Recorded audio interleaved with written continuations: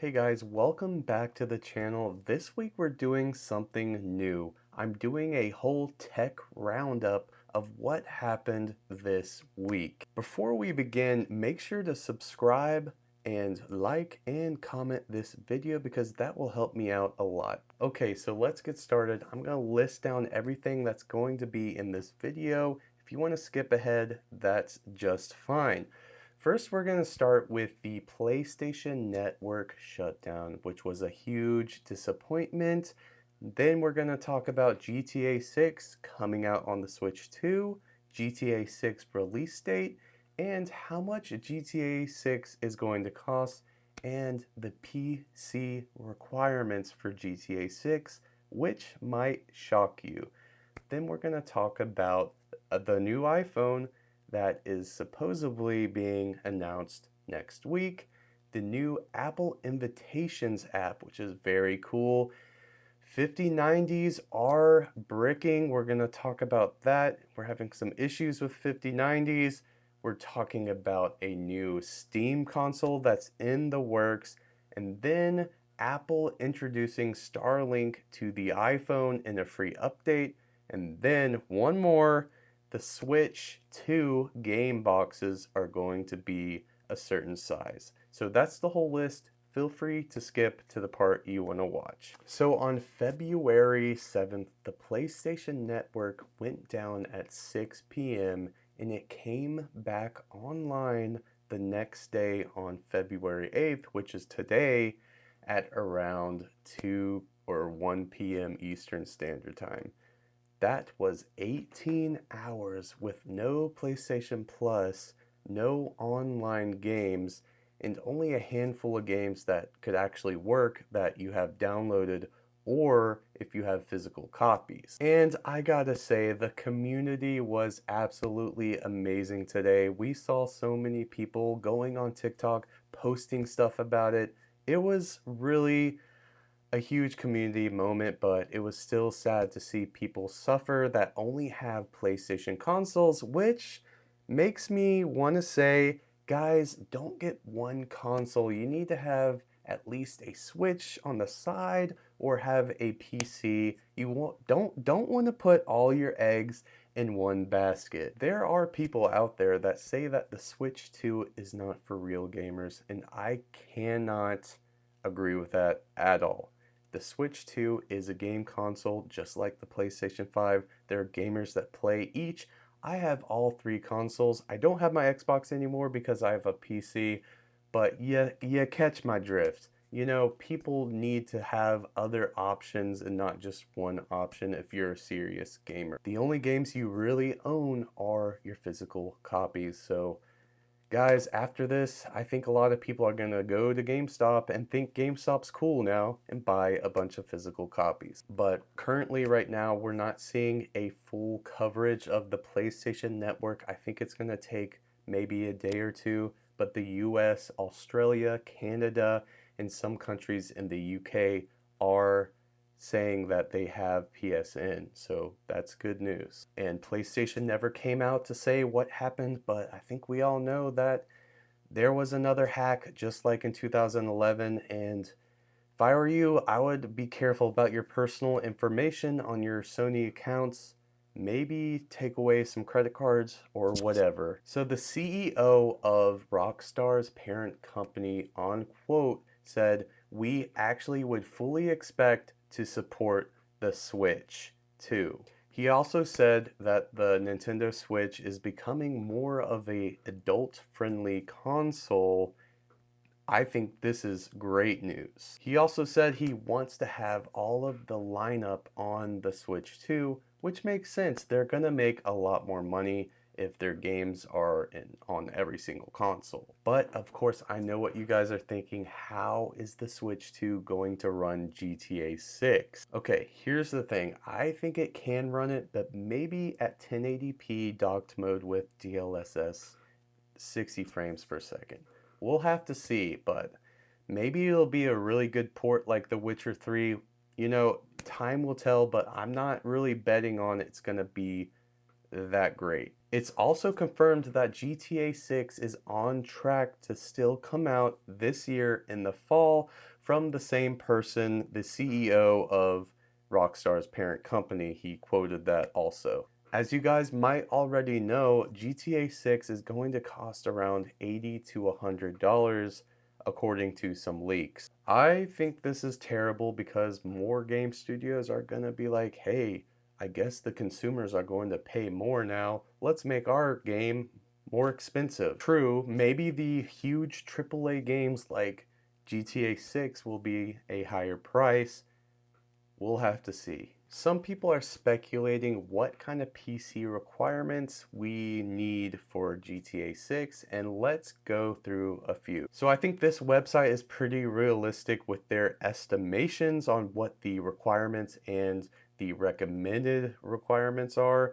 So the CPU is a 3700X Ryzen 7. That's an 8-core CPU. You know, I think that's pretty fair. It could run most games with only 8 gigs of RAM. I think 16 should be the minimum specs. Also, there's the GTX 1080 Ti. That's a beefy GPU. Little surprised about that. So the recommended specs is where it gets a little crazy. So I think this is a typo. I don't think this is a Ryzen 5, it's a Ryzen 9, a 5900X. That is a 12-core CPU, guys. I don't think we'll need a 12-core CPU. We just need a strong 8-core CPU. Okay, so 32 gigs of RAM. I think that's a little overkill. You don't need tons of RAM to run games. And here's where it's crazy, crazy, crazy. A 3080 recommended. Just imagine, like, could a 4080 be good enough? Guys, this is insane. And it looks like this game is going to be 158 gigabytes of storage.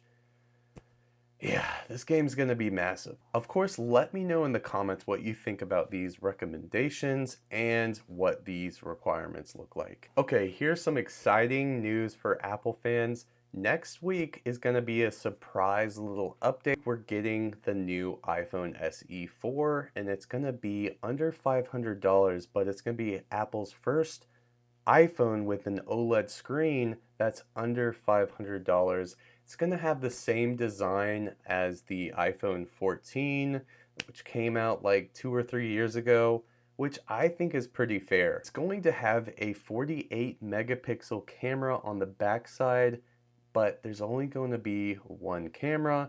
And this is gonna disappoint a lot of people. The screen is not gonna be 120 hertz, which I don't think is a real deal breaker.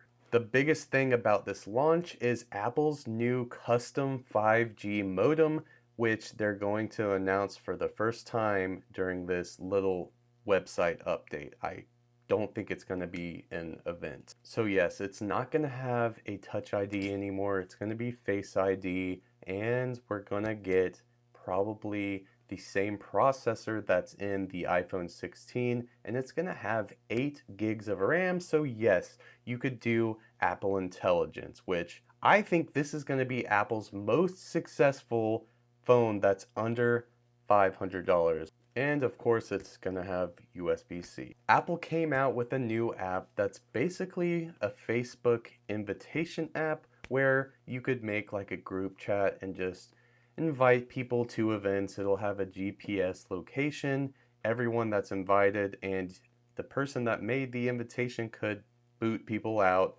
You know, it's a pretty nice app. I think it's great because a lot of people on Facebook don't respond to invitations because they're like, well, I quit Facebook like 10 years ago. So I think this is a cool thing Apple did. Definitely check this one out and download the app right now. So Apple hid something in their iOS 18.3 update that I think a lot of people need to know. So if you don't know about Starlink, definitely check it out. It's Elon Musk's little company where there's satellites that pick up signals from phones where there's no cell service. So Apple thought it was a good idea to add that in a free update so it's more coverage than, you know, their normal emergency satellite service. But as you know, a lot of people hate Elon Musk and don't want to support him. So I know some people aren't updating their phone in kind of a boycott, which is fair, but I do not recommend not updating your phone because there's a lot of bad software up there that could get onto your phone and mess everything up. So probably don't boycott Elon Musk. And also, it's just safer to have more options with satellite connection if you ever get lost, like on a hike or whatever. So, there's an update with the TikTok ban. Apparently, ByteDance is on the fence right now. I think they found a buyer, but since the tariffs by President Trump is a thing, they are kind of using this TikTok ban as leverage and waiting for Trump to do something about this tariff or negotiate something else. They're using TikTok as leverage, and that kind of sucks because I absolutely love TikTok. I have tons of followers on there. I actually make money on there. I'm trying to make money on here too, and that's why you should subscribe. But this is sort of a good and bad thing. We know stuff's getting done, but there's kind of a stone wall right now. And if Trump could actually come up with like a deal, I think we'll be in the blue. So some reports came out about the 5090 bricking out of nowhere because of a software update. After people did a little driver update, for some reason they would get the blue screen or everything would go black. Some people were reporting that if they had older motherboards, nothing happened even though they updated their drivers, but people with PCIe 5 motherboards, like brand new motherboards, they were having more issues. The best thing to do right now is not update your driver and try to stay with the older drivers. And I think it's only happening with the 5090s. I haven't heard about any of the 5080s with this problem. Maybe it's because the 5090 consumes so much freaking power. So apparently Valve is working on a Steam console. We actually have a little render right here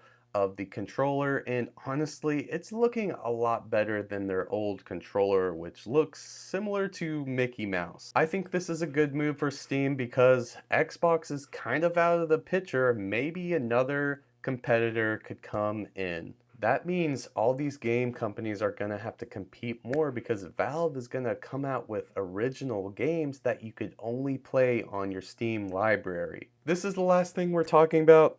The Switch 2 is coming in a larger box. Definitely check this out. I think this is a little dramatic. They could have just changed the color and made it like a white box, kind of like what PlayStation did with the PlayStation 5. They don't need to change the size. That's kind of confusing. I don't know. But you know, moms and dads might get confused too and buy the old Switch box and be like, oh, I thought this was for the Switch too. You never know, guys. But yeah, that's it. That's pretty much everything I covered on TikTok and everything I heard about this week. I hope you guys enjoyed the video. Make sure to subscribe, like, and comment, and let me know if you like this whole roundup thing I'm doing this week. I hope to see you guys next week in our tech roundup video. You guys have a great one.